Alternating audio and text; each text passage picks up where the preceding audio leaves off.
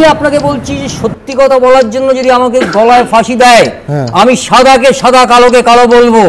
আমি কোনো শ্রীময়ী, শ্রীমতী, শ্রীমান কাউকে ভয় করি না। তাতে যদি আমার জীবন চলে যায়, I can mortgage my life for that. নমস্কার। রাজ্য পুলিশের প্রাক্তন আইজি পঙ্কজ দত্ত, তিনি দীর্ঘদিন ধরে শারীরিক এবং মানসিকভাবে অসুস্থ ছিলেন। তিনি রাজ্যের প্রশাসনিক বহু পদ সামলেছেন সগৌরবে, সসম্মানে।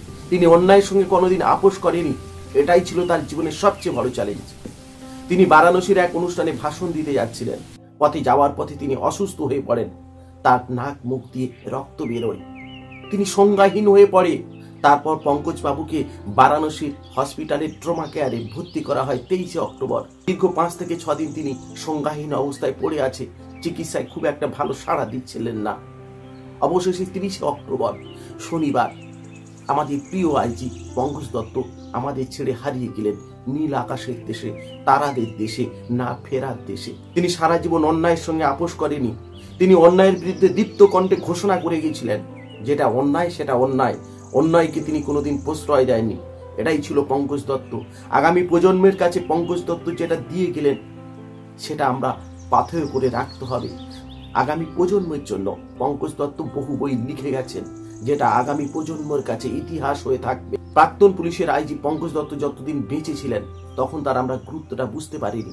পঙ্কজ দত্ত চলে গেলেন, এবারে আমরা বুঝবো পঙ্কজ দত্তের মতন মানুষের বর্তমান সমাজে কতটা দরকার। আর পঙ্কজ দত্তের মতন নির্ভীক প্রতিবাদ মানুষ পারে সঠিক সমাজ করতে, সঠিক দেশ করতে। পুলিশ প্রশাসনকে সজাগ রাখ।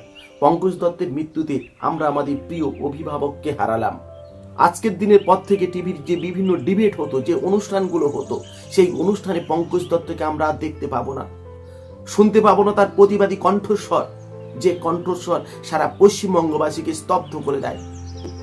আর পঙ্কজ দত্তের সেই প্রতিবাদী কণ্ঠস্বর পশ্চিমবঙ্গবাসীর অন্তরের অন্তঃস্থলে সারা জীবন লিপিবদ্ধ হয়ে থাকবে, পশ্চিমবঙ্গবাসীর মনের মণিকোঠায় চির বিরাজমান হয়ে থাকবে। বর্তমানে এই ঘুণধরা কলুষিত সমাজে পঙ্কজ দত্তের মতন মানুষ নির্ভীক কণ্ঠে অন্যায়ের প্রতিবাদ করেছিলেন। তার সহপাঠীদের মধ্যে আমরা পেয়েছিলাম প্রাক্তন পুলিশ কর্তা সলিল ভট্টাচার্যকে। তিনি পঙ্কজ দত্তের মৃত্যুতে যে কথা বললেন, আমরা শোনাবো সেই কথা।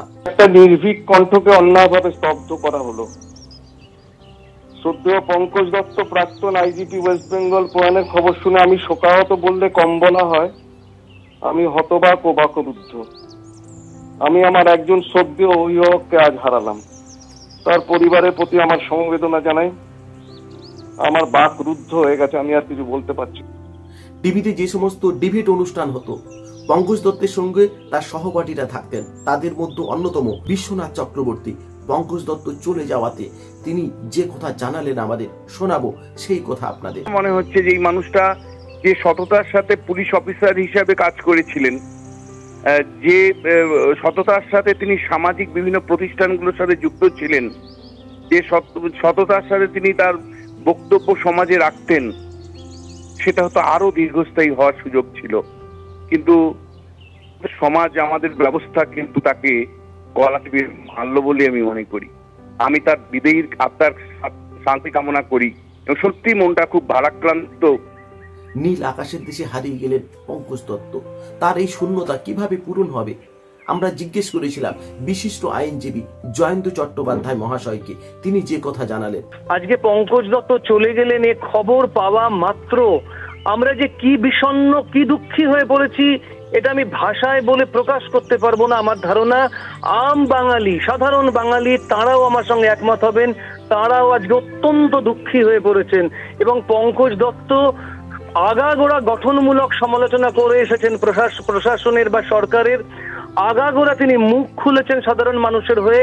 দেখুন কি যেত আসতো, একজন অবসরপ্রাপ্ত আইপিএস, একজন প্রাক্তন আইজি, তিনি পেনশনের টাকায় তিনি ভালো জীবন কাটাতে পারতেন। তিনি প্রচুর বই লিখেছেন। বাঙালির যে আজকে কি ক্ষতি হলো, বাঙালি হয়তো পরে বুঝতে পারবে, বাঙালি হয়তো এক্ষুনি বুঝতে পারছে না যে পঙ্কজ দত্ত ওই শীর্ণকায়, ওই বলিষ্ঠ ঋজু কণ্ঠের মানুষ কি অসাধারণ একজন মানুষ ছিলেন। তিনি আগাগোড়া বাংলার মানুষের কথা ভেবেছেন, অন্যায় হলে, অবিচার হলে তিনি ভয়েস রেইজ করেছেন। তাকে আজ আমরা হারালাম। একজন রিটায়ার্ড আইজি চলে গেলেন সেটা বড় কথা নয়, একজন বাংলার নবজাগরণের অন্যতম পথিকৃৎ চলে গেলেন। নবজাগরণ তো এ সমাজেও আসতে পারতো, নবজাগরণ তো এ যুগেও আসতে পারতো। আমরা পঙ্কজ দত্তকে হারিয়ে যে কি ভুল করলাম, কি আমরা অসহায় হয়ে পড়লাম, এ কথা কিন্তু ভবিষ্যৎ প্রমাণ করে দেবে। পঙ্কজ দত্তের সঙ্গে অত্যন্ত বন্ধুত্বপূর্ণ সম্পর্ক ছিল একজন বিশিষ্ট কার্ডিওলজিস্ট, তিনি হলেন কুণাল সরকার। কুণাল সরকারের সঙ্গে পঙ্কজ দত্ত মহাশয়ের সম্পর্ক অত্যন্ত কাছের, অত্যন্ত নিবিড়। তার প্রিয় বন্ধু পঙ্কজ দত্তকে হারিয়ে কুণাল সরকার অত্যন্ত মর্মাহত, অত্যন্ত শোকাহত। এ ব্যাপারে কুণাল সরকার যে কথা বললেন আমাদের শোনাবো আপনাদের সেই কথা। খারাপ লাগছে কথাটা শুনে। আর যে বেশ কিছু দিন ধরে পঙ্কজদা অসুস্থ ছিলেন, তো যদিও তাকে গিয়ে দেখতে পারিনি, মধ্যেই বেনারস হিন্দু ইউনিভার্সিটির হসপিটালে ফোন করে ওদের নিউরোসার্জনদের সঙ্গে কথা হচ্ছিল। পঙ্কজদার সাথে আমার একটা কথাও হয়েছিল যে পঙ্কজদা বেনারস থেকে ফিরে এলে এইটাকে নিয়ে একটা আলোচনা বা একটা আমাদের পাবলিক ডোমেইনে এই ইস্যুটাকে আমাদের তুলে ধরতে হবে। আমাদের সবার দুর্ভাগ্য যে সেই সুযোগটা আমরা পেলাম না।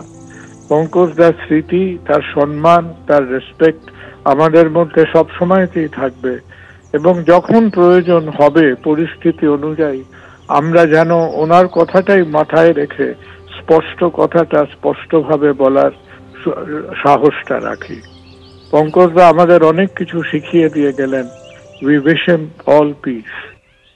রাজ্য পুলিশের প্রাক্তন আইজি পঙ্কজ দত্ত তিনি আমাদের ছেড়ে চলে গেলেন নীল আকাশের দেশে, তিনি চলে গেলেন না ফেরার দেশে।